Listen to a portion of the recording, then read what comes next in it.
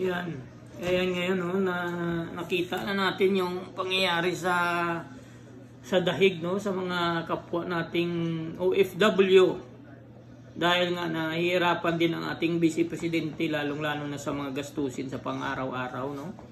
So, sinasuggest ko sa buong OFW, sa buong mundo, na kung maari, gagawa tayo ng maliit na paraan para makatulong tayo sa ating Vice Presidente para mabawi natin yung ating mahal na Presidente, no?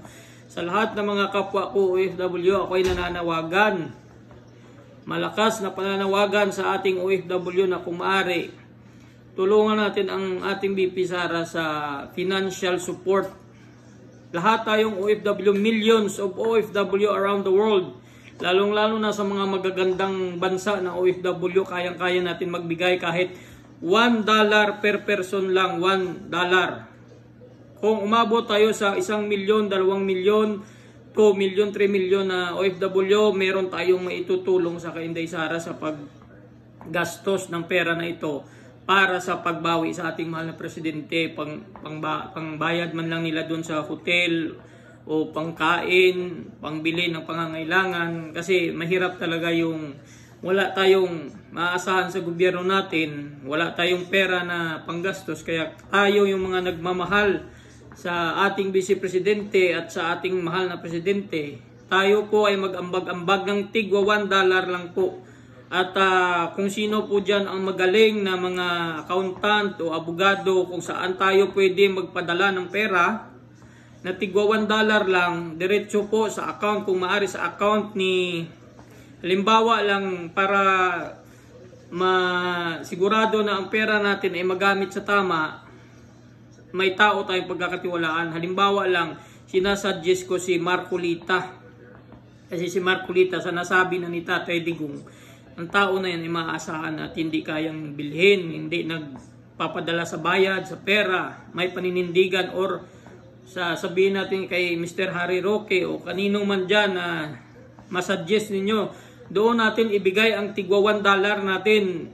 More than millions OFW around the world na pwede magbigay tulong, suporta pinansyal sa ating Vice Presidente at Presidente na makauwi sa ating bansa para ang karapatan nating mga mamayang Pilipino ay mabigyan ng hustisya doon sa ating Supreme Court. Sana nga ang ating Supreme Court ay tatayo pa rin sa tinatawag natin na kabutihan at hindi sila kayang bayaran ng mga administrasyon na kasalukuyang binabayaran ang lahat para lang mapatupad ang kanilang kasamaan, ang mga hangarin na pang sarili, at kayang-kaya nilang gawin lahat sa panahon ngayon kung ano ang gusto nila dahil mismong ex-president na natin nagawa nilang hulihin na walang kahirap-hirap. Planted lahat, nakaplano ang sasakyan na eroplano, nakaplano kung saan huhulihin, nakaplano na hindi makapasok ang mga abogado, nakaplano lahat. Sa lalong mabilis na panahon, minadali nila para walang magawa ang ating presidente. Pati ang Supreme Court natin walang nagawa kasi binigla lang nila ang paghuli sa ating mahal na Presidente. Lalong-lalo na sa mga abogado na nakasama pa ni Tatay Digong. Wala silang magawa kundi hinaras pa sila. So ngayon, isa na lang ang ating pwede pang maitulong sa ating mahal na Vice Presidente na nasa dahig ngayon at nakikita nga natin sa live video ng mga kababayan nating nagmamahal sa mga Duterte. Bigyan natin siya ng support financial. $1 lang po, hindi na mabigat yan sa atin.